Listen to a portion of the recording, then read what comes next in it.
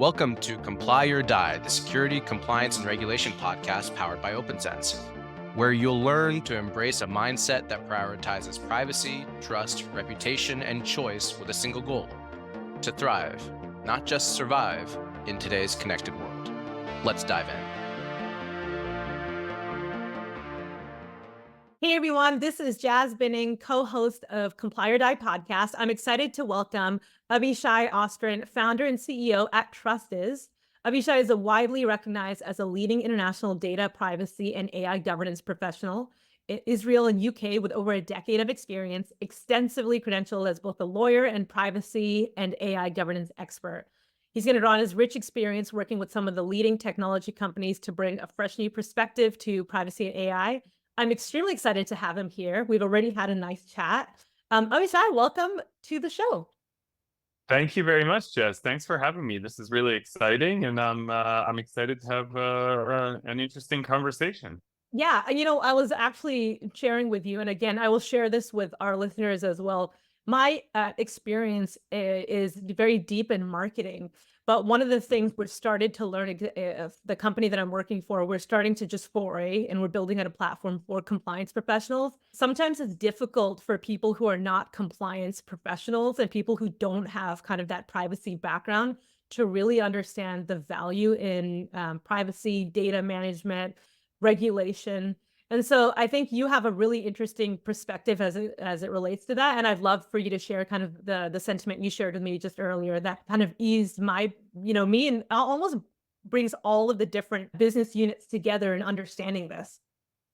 Yeah, so I think that's a really interesting point, and one that isn't always focused on enough, I think, with people, that come from my type of background. So I trained as a lawyer and sort of moved a little bit out of the legal field into consulting. I worked for a company that provided DPO, data protection officer, as a service. I then started my own consulting company about 6 months ago at the end of 2023. And one of the things that we were talking about was before the recording was the importance of sort of bringing everyone, all of the different various stakeholders in the company to the table. And that's not necessarily something that is seen as the typical role for a lawyer or a compliance consultant, but it's super, super important. So we were talking about how sometimes in this role, you actually need to be a chameleon, a type of a chameleon, and speak other people's language. So you might be, you might be working for a company, and you might need to sit down with the CMO and talk about marketing and the data that's collected by the marketing team and how that's being compliant. And then the next day, you'll have a conversation with the CISO, and you'll have to talk about how privacy interacts with security. And then the day after that, you'll be talking to the engineering team, and you'll be having to have a completely different conversation about, about data retention, or what kind of, is the data that the BI team is collecting, is that even considered personal data or not? And you're having all these different types of conversations. So I really identify when you say that you're sort of you're moving into this new role and having to have conversations with all kinds of different people with all kinds of different backgrounds, that I really identify, and that really resonates with me, because that's pretty much in my job description and what I try to do. And I think that the people in my world that do that well are extremely successful at what they do, because they're able to bring the stakeholders to the table, have meaningful conversations with them, explain to them why this is actually in the company's interest, and then get buy-in much more easily than, just having a tick box exercise of, okay, we've done this, now we're compliant, goodbye. I love that. And again, I loved your explanation. I love the explanation you shared before I even hit record, and just reiterating that.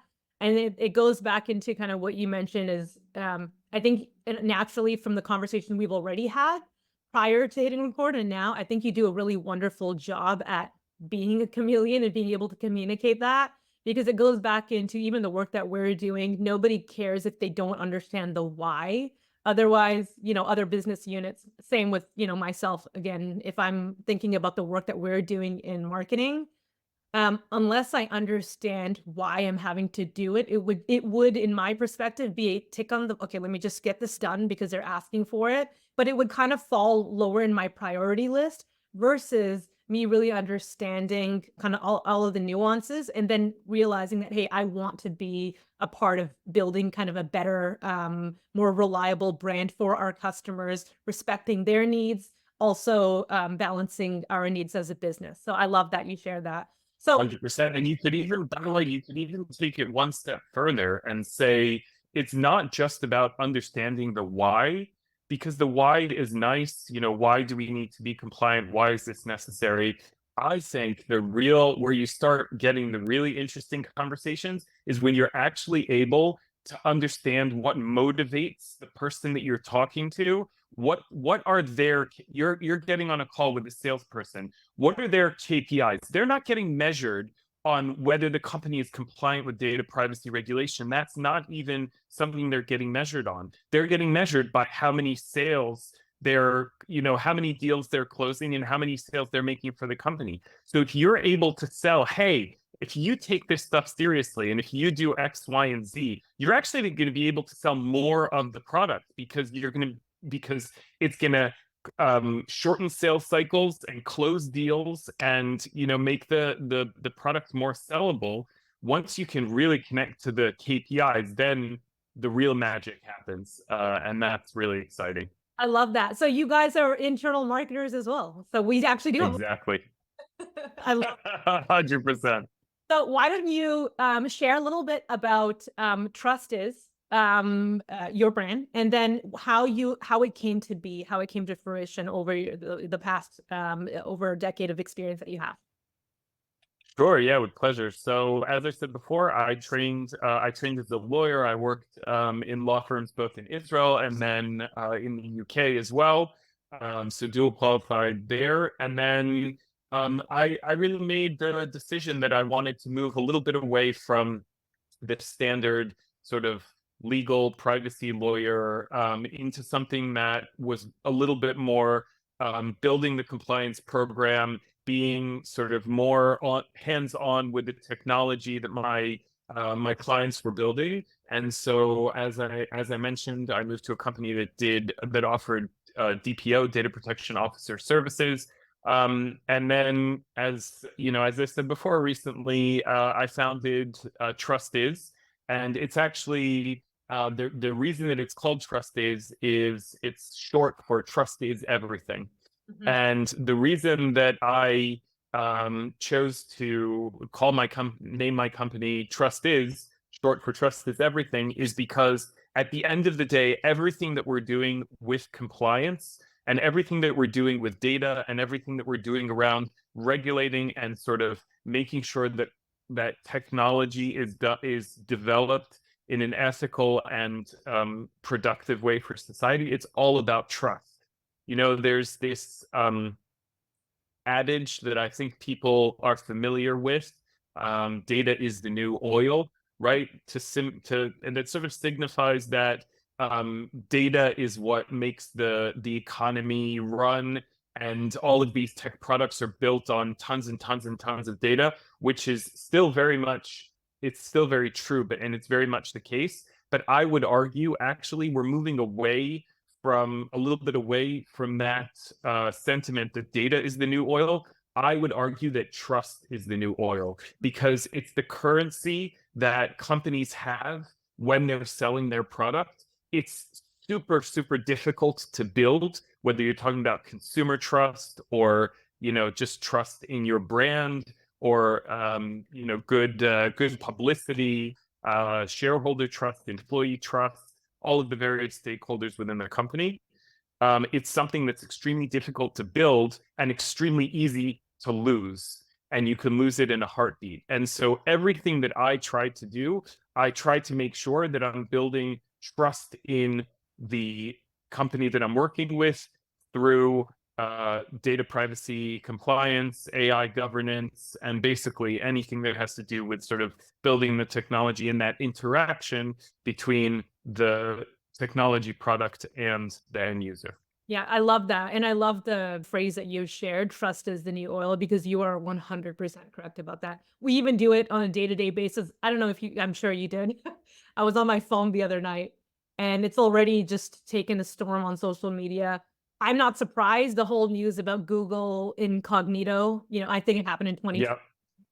And people are just, and this is, I find it so interesting because I think, and I actually would love your perspective on this. I think in the Western world, there's less of a, we're a lot more reactive, just the regular consumer, just the regular Joe Schmo, who's not thinking about privacy, not from a business perspective or from kind of their own preference management or data perspective.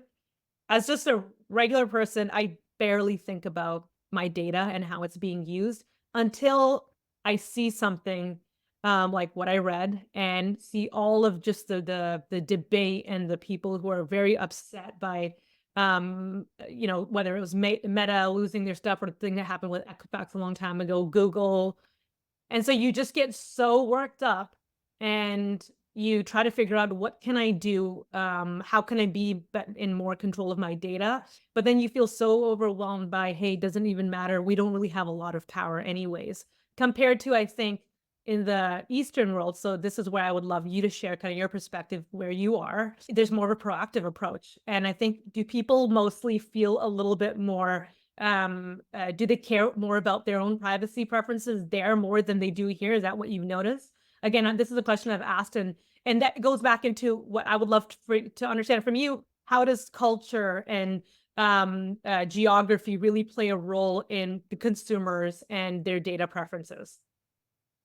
So that's an excellent question, and I know that we talked about this before, but this is a topic that I really enjoy talking about because I think it gives us so much insight into sort of how our world runs and the different things. Is that culture impacts regulation, culture impacts technology, and vice versa. By the way, the technology impacts the culture as well.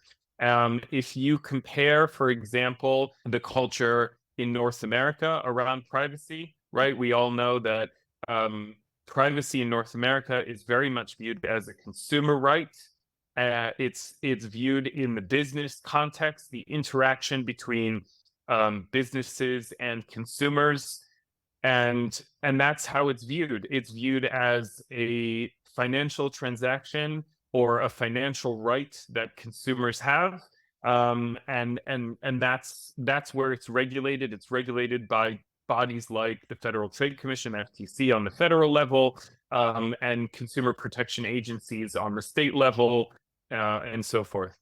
In Europe, for example, just to give the contrast, as many of the listeners of this show will know, data protection is actually a constitutional right. And it's a basic human right that people have to have their data protected and preserved.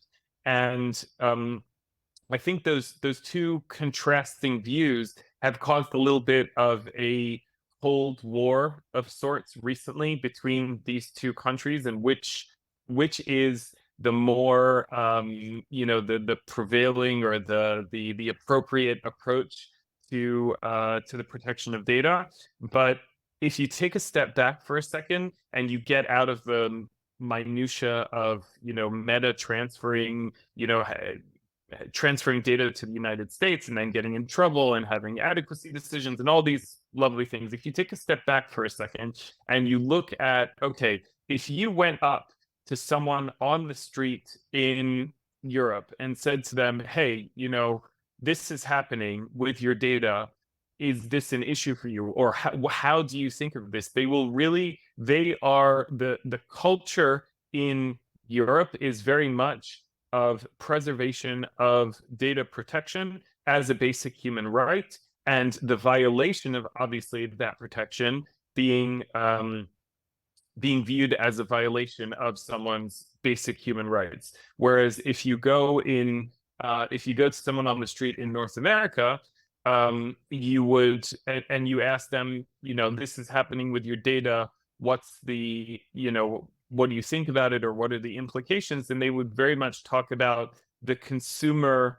aspects and elements of the fact that their data was taken or was used in a specific way. And if you want to think about the difference between these two approaches, one very interesting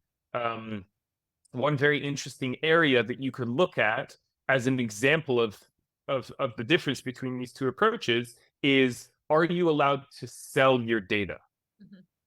Does your data belong to you? And are you allowed to sell it? I actually did a LinkedIn Live recently where I interviewed two experts on this very topic of, do you actually own your personal data? And if so, what can you do with it?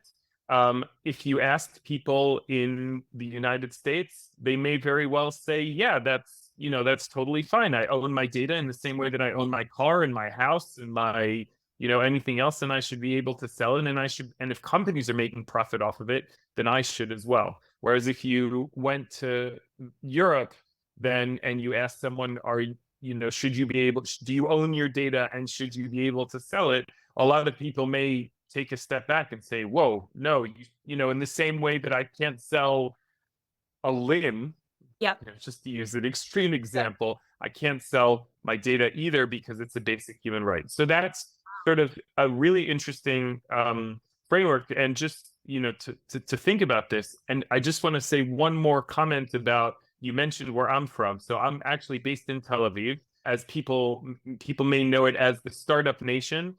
You look in any direction here, you throw a pebble in any direction, you'll hit a startup company. There's a ton of technology happening and innovation happening here in Israel. And interestingly, because we're also known as the cyber nation, and we have a lot of cybersecurity, the discussion on if you go out and ask your average Israeli here about protection of their data, they'll talk about cybersecurity and about protecting it and about making sure it doesn't get hacked and it doesn't get stolen, et cetera, et cetera. So there's yet another spin on how people view that, and because of that view, Israeli data privacy law has traditionally very much been in terms of protecting and securing data, as opposed to giving people necessarily rights over the data, which is what we're used to seeing in privacy laws. So I really think that it's an interesting way of looking at it, and it gives a lot of insight when you're talking to people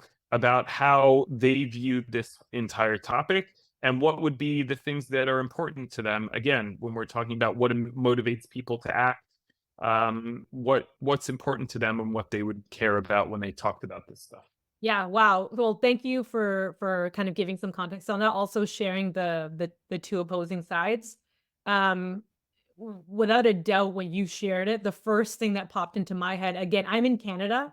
I work for a US-based company. I lived in US for a long time, so I'm kind of like, I don't think I'm as extreme as what I consider my American counterparts, but I'm a little bit more, a teeny tiny bit more like possessive and protective about my data. But when you did share that, the first thing I thought of is, yeah, 100%. If a lot of these properties and these businesses are benefiting and selling my information, I want to cut. Exactly. And you think about profit, and you think about, your data as being something that, again, it's very transactional the way I see it. And where I grew up. When you share that with the contrast of what some people in like Europe, for example, how they would respond to that, that blows my mind. To think that, people just like us, but in a different region, feel that, and that actually makes me feel uneasy with, okay, maybe I should start to take a different perspective, and maybe it's time for me to just pause and really understand what is out there and why that perspective, why there's two extremely contrasting views. So that is incredible. And then everything, thank you for sharing the context on Tel Aviv, where you guys are at and your experience there. I'd love to pose that question to you. Where do you think you fall within that spectrum? Do you feel that it is a human right, or do you feel mostly that, hey, there's got to be a little bit of that balance, or no, I do see the value in it from a commercial standpoint in transactional? Wow, that's a great question. Always, it's always dangerous to ask a privacy professional what their view is on data privacy, because if you want this conversation ever to end, you may need to stop. No, I'm just kidding. Where do I fall on the spectrum? I think that GDPR, which is the European regulation, has certainly gotten a lot of things right. I think that there was one of the interesting things about GDPR that we didn't talk about before, but maybe I'll just explain for the purpose of this discussion, is that old views of regulation required there was basically if the regulator wanted to come and claim that you were doing something that was unlawful, they would have to come and bring the case against you, right? The regulator would have to come in, collect all of the evidence, and make a claim against you. And that's extremely time consuming and extremely expensive and extremely inefficient.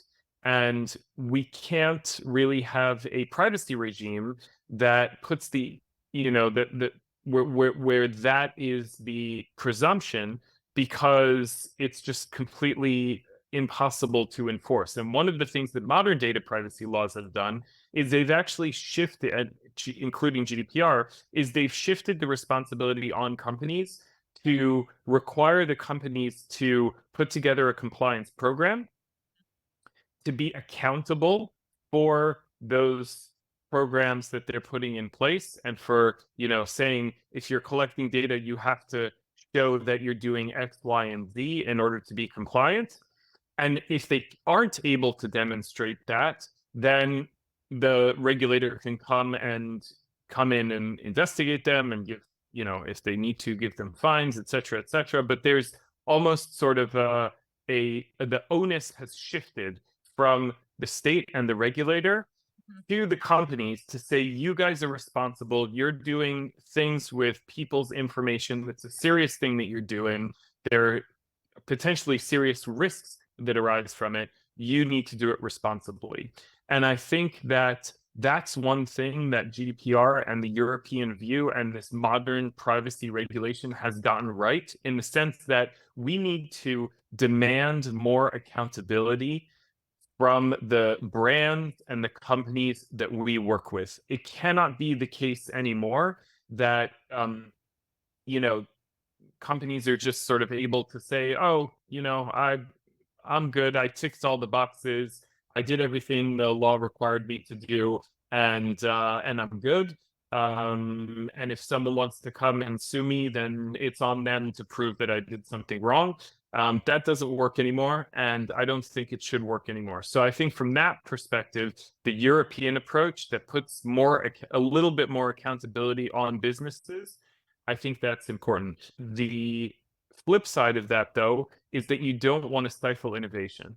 And that's always a concern when you sort of overregulate. And that's where I think a little bit of the US approach that says, let's have regulation and let's make sure that we're holding these companies accountable, but we still allow business to go ahead. We still have, if people want to do, we talked before about, for example, about the allowing people to sell their data. If it can be done in an ethical, responsible way, where we make sure that it doesn't then get, transferred on to 500,000 other data brokers that are going to do, because that's the issue, right? Is you can transact with one company, but then if they then sell it on to a million others, you have no control over that.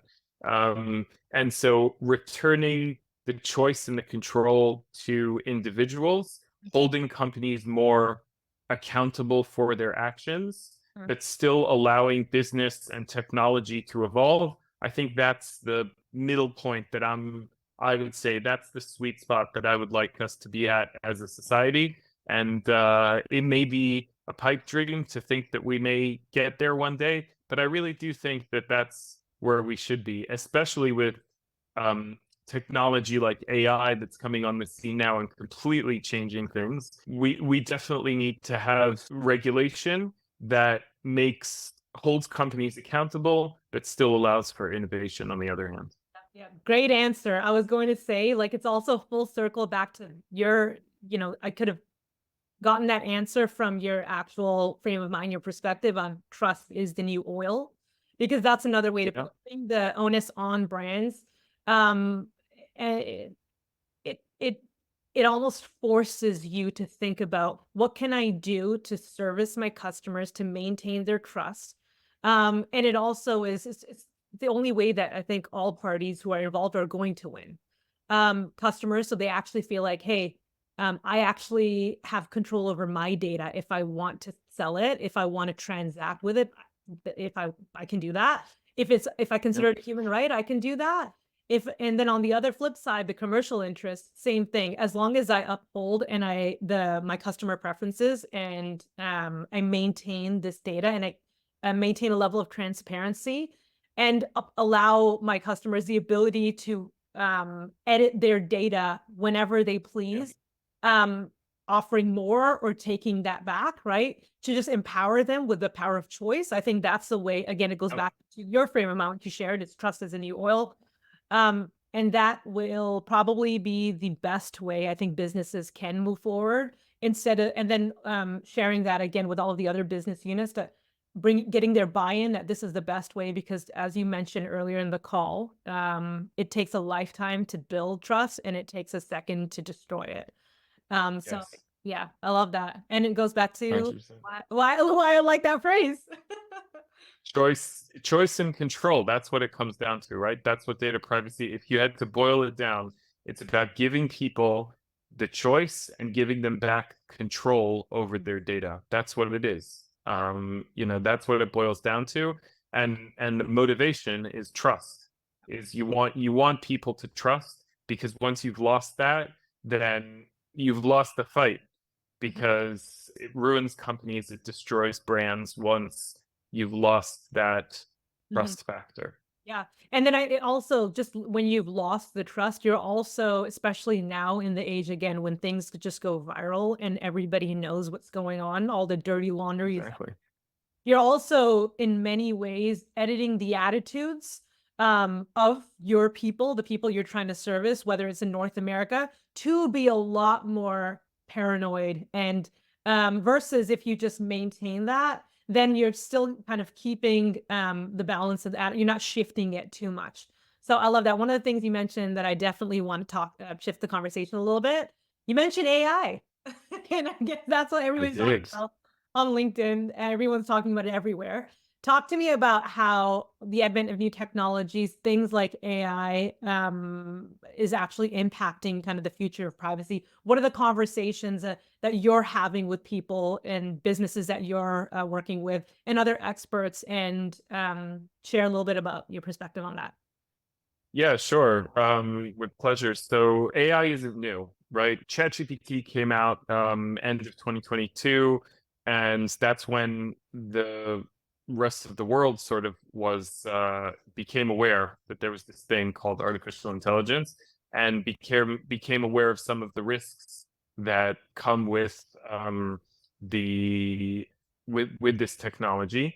There are many, but obviously it's a technology that's been around for a while. The thing with AI is that it poses risks that are broader. Obviously, there are issues around data privacy in terms of collecting people's data, training models on people's data,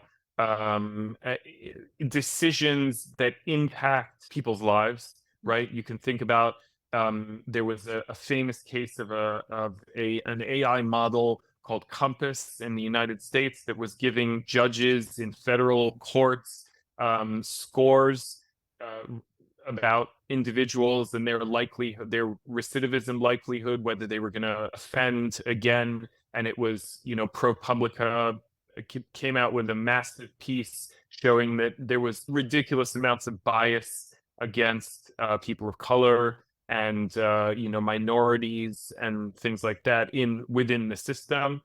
So there's obviously this technology, which has a ton of potential. Obviously, I don't want to sound like someone who says, oh, we shouldn't use the technology because there's so many risks. No, technology always poses risks, but we need to figure out a way to live with it because it's here to stay.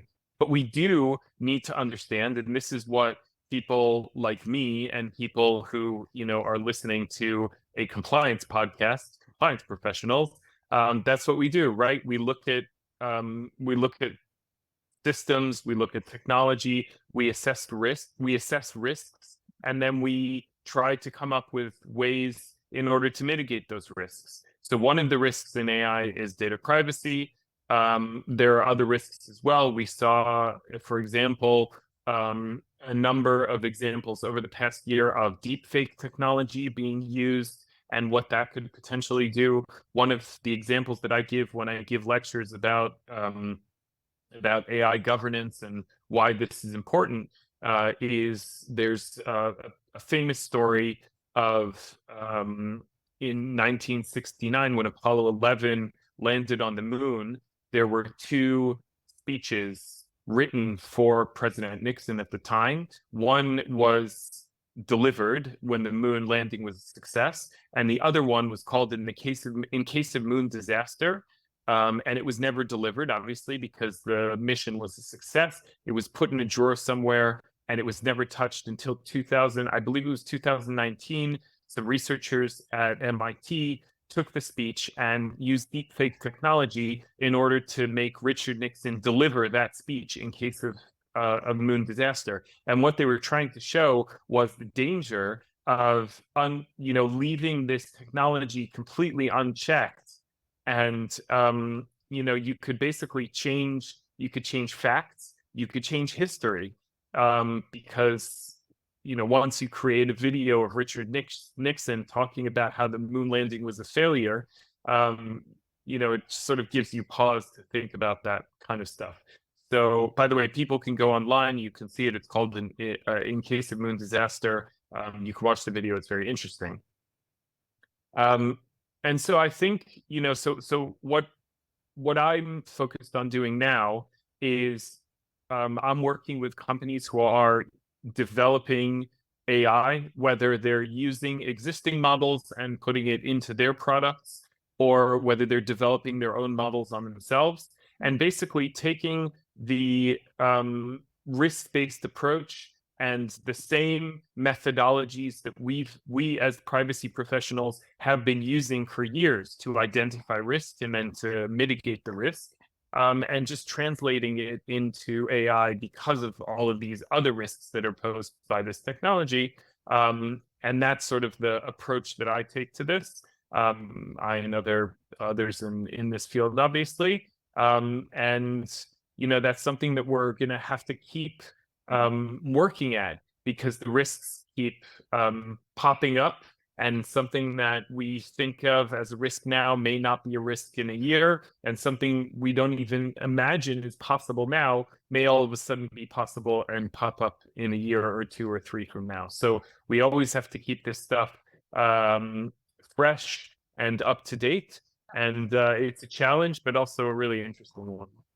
So you're going to get a lot of business from, especially a lot of SaaS companies. I laugh because we're in SaaS-based businesses as well. The amount of big brands that just are hitting my feed, and people just building out their own AI version of their product, it has just exploded. Yeah. And I don't know if, again, and it goes back into one of the earlier conversations I actually had on the Comply or Die podcast with Alan. It goes back into how do you, exactly what you mentioned, maintain innovation and not stifle that, but be a little bit more proactive and think about, again, let me understand what I'm building and the tools that I'm using, the technology that I'm using, in a way where I can be a little bit more proactive versus having to deal with this later on down the road. The deep fake thing that you shared, I have not seen that. I'm going to definitely do a quick Google search and look that up. But I have seen, again, just from the socials that I'm using, if I'm shopping, whether I'm using Instagram or even TikTok, I've seen many versions of different like influencers, health influencers who have openly done like a Instagram live and shared that there's a video going around of me promoting the supplement that is not me. And you see these extreme examples of followers who follow this person and they seek to their advice on anything health related, all of a sudden are purchasing these supplements because they see a video of him endorsing it.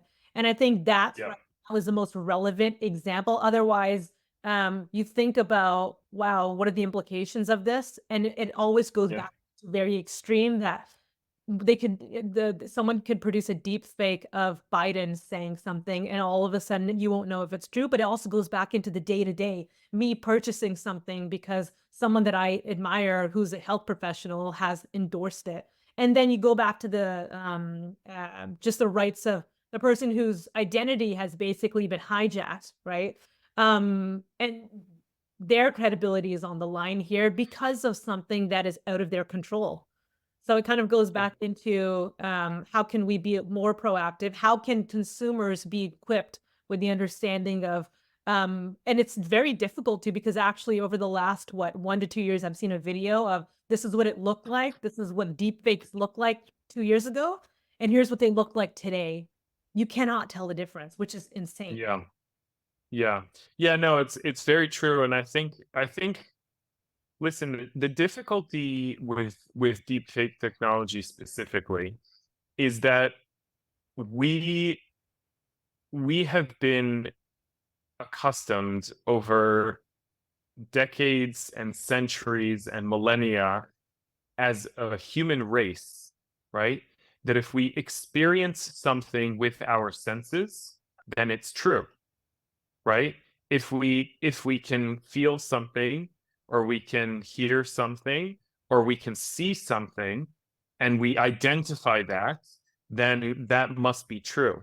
And the difficulty with deepfakes is that that is challenging that very statement, right? Is that we can see something, and it is, and it looks real, but it's not real, right? And that's why it's sort of, it's so it's really shaking us to the core of what we are, because we can't, because once you say, okay, you can't trust things that you see, so then how do you know that something else is that you are seeing that is real is actually real?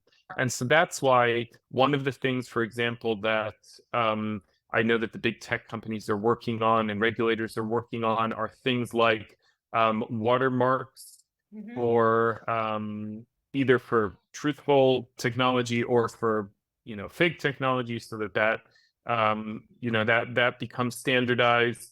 But yeah, I mean, the point about, I think the point to recognize here about AI is that it's posing challenges to humanity that we haven't had to deal with before, and in ways that we haven't had to deal with, and we're going to need to grapple with these things if we're going to literally, I mean, I know this sounds very doomsday, but if we're going to survive as a human race, we are going to need to figure out ways to deal with this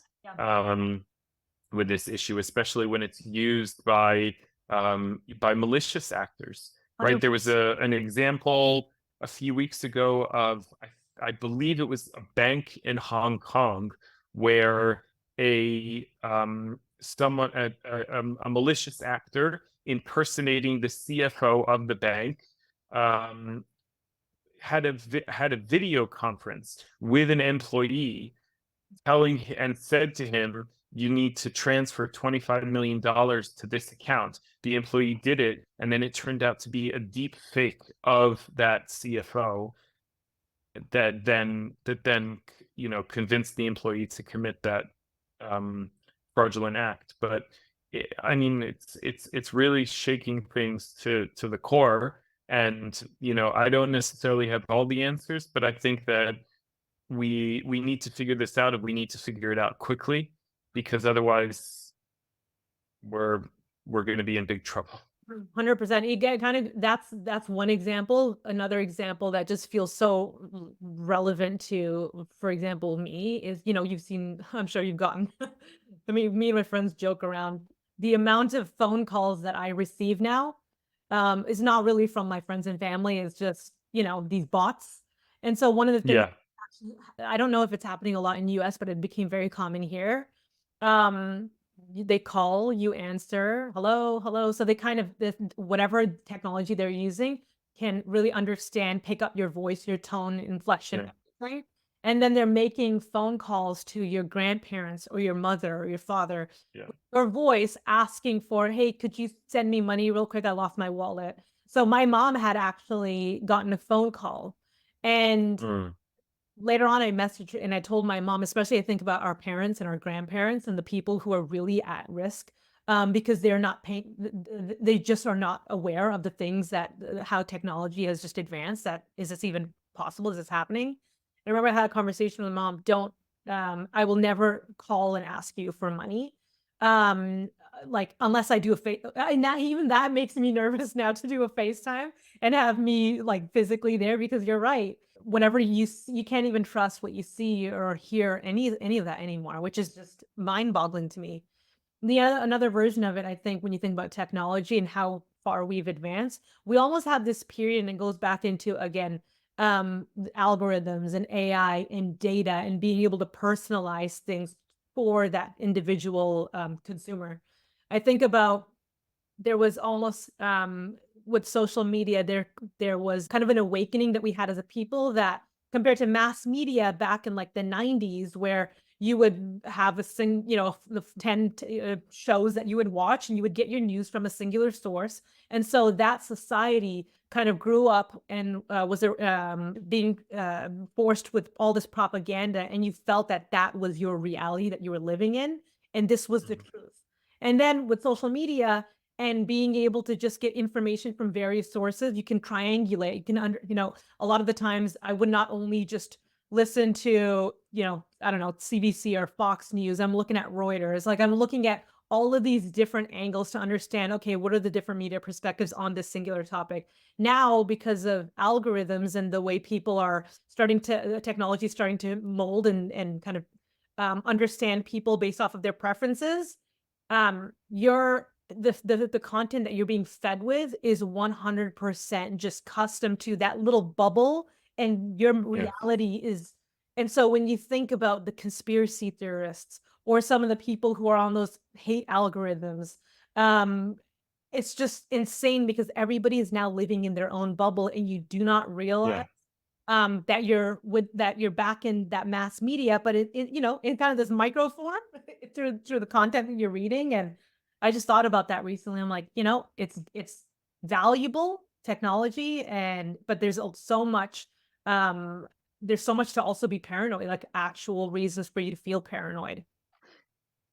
Yeah, I mean, I think that it goes back to what we were talking about before in terms of in terms of trust, and in terms of companies should be wanting to do the right thing. I think that we often talk about regulation, we talk about compliance, we talk about a lot of different things, but at the end of the day, I think that you still, no matter how much we regulate and what laws we put in place and how much we try to rein in, as we're used to using that term, reining in big tech, at the end of the day, you have an engineer or a team that's working on a product that are individuals, that are people, and what we need is good people in those places. We need ethical people in those places. We need people to care about the impact that what they're doing on society, and people to want to build technological products that will advance us as a society, rather than ones that will tear us down for a quick buck. And I think there's a lot of times we forget that. And a lot of times we think, oh, well, we'll just legislate, or we'll just regulate, or we'll just give a fine, or we'll just do this, or we'll just do that. We'll use the the stick, and we forget that there are a lot of other things that we can do, whether it's raising awareness or whether it's explaining to people the consequences of what they're doing, or whether it's having campaigns, or there are all kinds of other things that we can do in order to convince people that they need to take this stuff seriously, because we need good people to be in places that are building these tech products that all of us are using on a daily basis. Yeah, I love that. We're almost running out of time, although I would love to continue, and I do have a rapid fire that I want to get your take. That's always fun. But I do have one last question. We're asking this to every single person we have on Complier Dive. You've answered it in many ways, but you could just give me one to just again sum it up a little bit. How can brands build a culture of compliance and really, again, get the buy-in across their stakeholders, also at the employee level, to really just take this seriously? A great question. I think we spoke about it a little bit, but I think it's focusing, again, I'll go back to this word that I use a lot. It's focusing on trust and understanding that building consumer trust and building customer trust and building trust within the ecosystem that surrounds your product is the number one single most important thing that you must do as a brand, because the sale is going to come from the trust and not the other way around. Okay, so the sale of the product is going to come when people trust the product, and it's not just going to come out of a vacuum. And so building that trust is extremely important.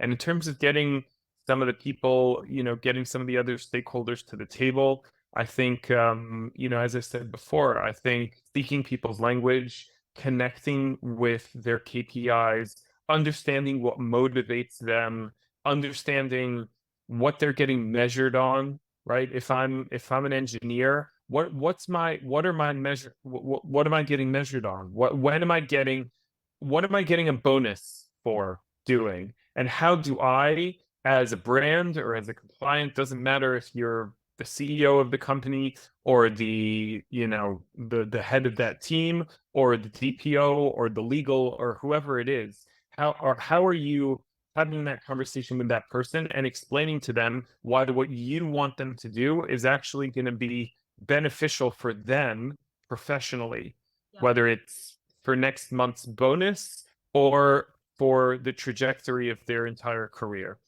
And so I think that's absolutely so the trust is super important. Connecting to what motivates people is also extremely important. And I think that's people who are successful and brands that are successful are the ones that understand that and are able to put together a compliance program that's really meaningful and really moves the needle. I've seen it a number of times, and when it's done properly, it's a really, really nice thing to see. Yeah, I love that. So rapid fire. Again, a lot of these questions just supposed to be quick. Nobody ever. Okay, I'll try. Okay, it's okay if you are. Nobody ever is. But some of them are fun little questions. Okay. Yes. If compliance were a superhero, what superhero would it be? Oh, easy, Spider-Man. With great power comes great responsibility. Obviously, that's easy. Oh, I love that. What is one word you would use to describe the future of privacy? Trust. Yeah. That's also an easy one. I'm sorry. That's like The questions beforehand. I have a feeling that we did. What is your favorite compliance tool or software? My favorite compliance tool or software? Oh wow, that's an interesting one. Or not sure that I have a favorite compliance tool. I can tell you what which one I really don't like. Okay.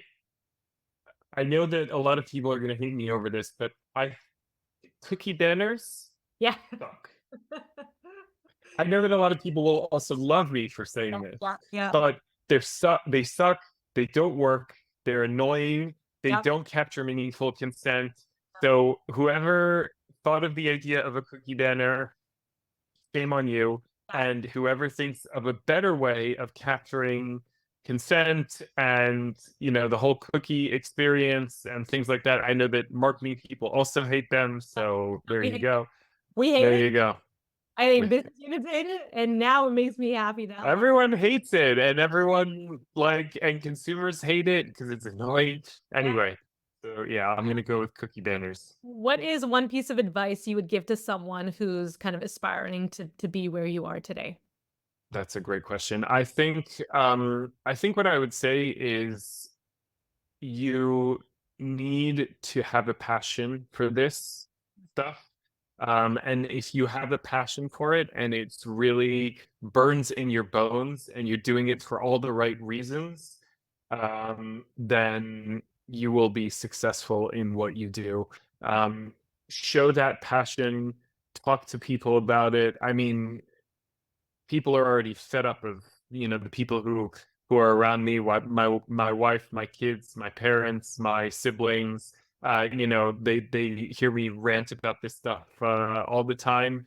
I really deeply care about this space, about privacy generally, about people's data, about the future of technology. I really care about it, and I think if you're passionate about it, that's going to take you really, really far. So don't lose that fire and don't lose that passion. And I think maybe if I would give them a second piece of advice, if I'm allowed to cheat a little bit, is you can never stop learning. Never stop learning. Never stop being curious. Never, stop. Never just say, "Oh yeah, I know enough." This field is changing so quickly. The stuff that was true yesterday is just not true anymore. The technology is evolving at a breakneck pace. So stay up to date, stay current, keep learning all the time. Wherever you can get knowledge, just get that knowledge. And that's definitely a key to succeeding. Perfect. It perfectly pivots to my next question. How do you stay informed about compliance? What are the things that you're reading or listening or watching, dude? Yeah, excellent question. So I have a couple of sources. So first of all, I have the IAPP. Okay, the International Association of Privacy Professionals, the IAPP, has wonderful resources for privacy professionals. They've also recently made a little bit of a foray into AI governance as well. And so they have an AI governance. So they have a daily newsletter, signed up to that. Yep. So that's one major source. Number two, Google Alerts. Use them. So set an alert for whatever terms, whatever areas you're looking for. Get a daily email. I don't read it every day. I sort of skim the headlines, and if there's something interesting, then I click through and read. So that's number two. Number three is LinkedIn. Amazing source of information. Identify who the people are who are leaders in your whatever area you're in, and just connect to them, follow them, reach out to them, have a conversation with them. They are generally tend to be very nice people and always willing to have a sit down and have a conversation. People in compliance and certainly in privacy. So have a conversation. So I would say those are my three main sources: IAPP, Google Alerts, and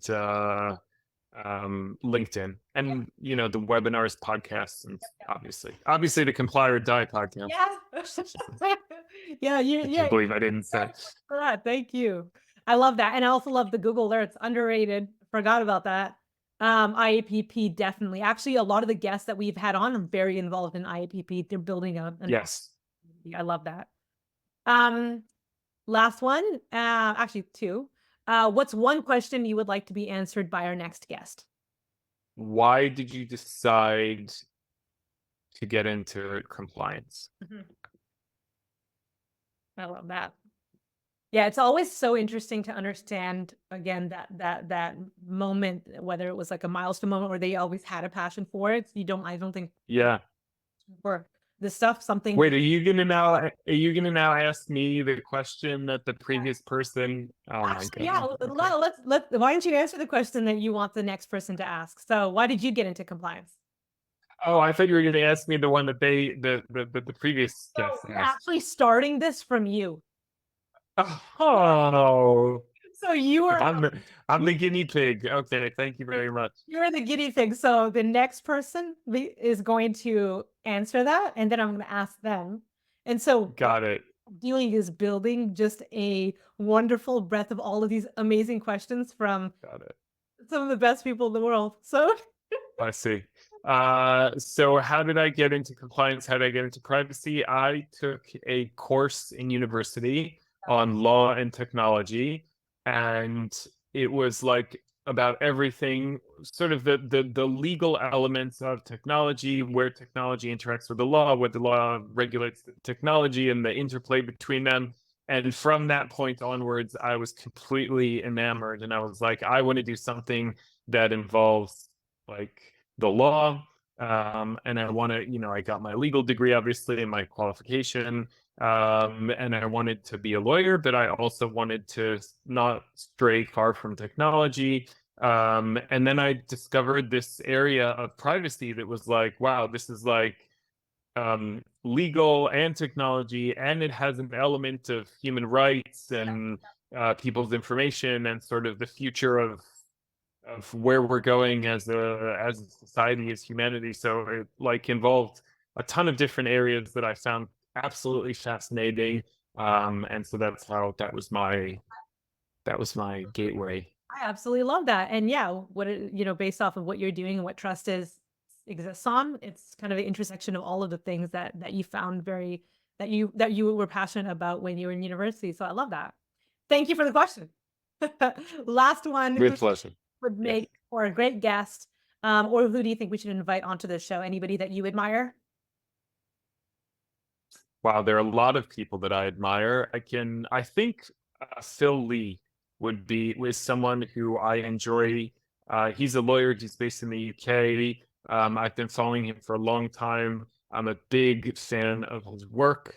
And I've heard him speak a number of times. He actually delivered. The reason I think he would be really good is because when I got into privacy and I started working, I moved from the Israeli privacy to the UK firm that I worked in. And this was just around when GDPR was coming out, in around like 2015. They were just talking about it. It was enacted in 2016. And he gave a lecture that was then recorded and shared on YouTube about GDPR. And it was so brilliantly done. It just explained it so well, and he was such a good speaker that I can't get it out of my mind. It was so well explained with examples, and he was funny, and he was really relatable. And so from then on, I think Phil is the person that should definitely be on the podcast. I hope it's on YouTube. I hope it's still on YouTube because I'm going to search it. Oh, I'm sure it is. I mean, the problem obviously is that a lot of things have changed since 2000. This is the problem, is that stuff becomes obsolete very quickly. Among other things, the fact that the UK is no longer part of the EU, so the European GDPR doesn't even apply in the UK anymore after Brexit. But a lot of it is still relevant. But definitely check out Phil. He's a great guy and wonderful. I think would be a great guest. Yeah, wonderful. Well, thank you again for sharing. And thank you so much for joining us today on Comply or Die. It's been an incredibly insightful conversation. I think you are a natural at explaining things. You are definitely a chameleon. And I think even if you're talking about this daily to your wife and your kids and your family, I was going to say the beauty is they're going to understand what it is that you're saying because you've done a wonderful job explaining it. And I think that goes back into the fact that you are very passionate about this, which is why you've shared perspectives on the technology, society, culture, just so many different layers. And so I think just when you're trying to understand compliance, you forget that it does not exist in a vacuum. It exists within an actual ecosystem where things are changing day in and day out. And how do you continue to explain that and show the value in a way where it's easily applicable, whether it's consumers or the businesses that you're working with. So thank you again. And that's a wrap. Thank you. Comply or Die. How can people follow you and just get in touch with you? Yeah, so I mentioned LinkedIn before. That is the best platform. I am very active there. Feel free to reach out. And as I said before, people in privacy tend to be pretty nice. And I consider myself among those. So please feel free to reach out.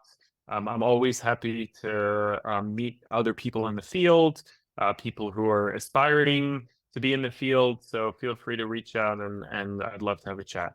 Yeah. And I will say, I will endorse you for being nice. It was such a great, Yay. I always say this to the people I interview, whether it's on Growth Marketing Camp or Comply or Die.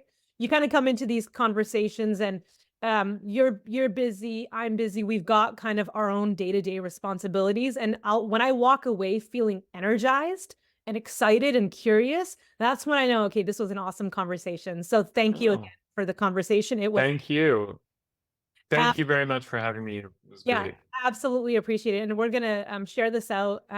We'll share out your LinkedIn for any of our listeners who are interested in getting more information. And for our listeners, if you did enjoy this episode, be sure to subscribe to Comply or Die. And we will catch you on the next episode. Thanks again.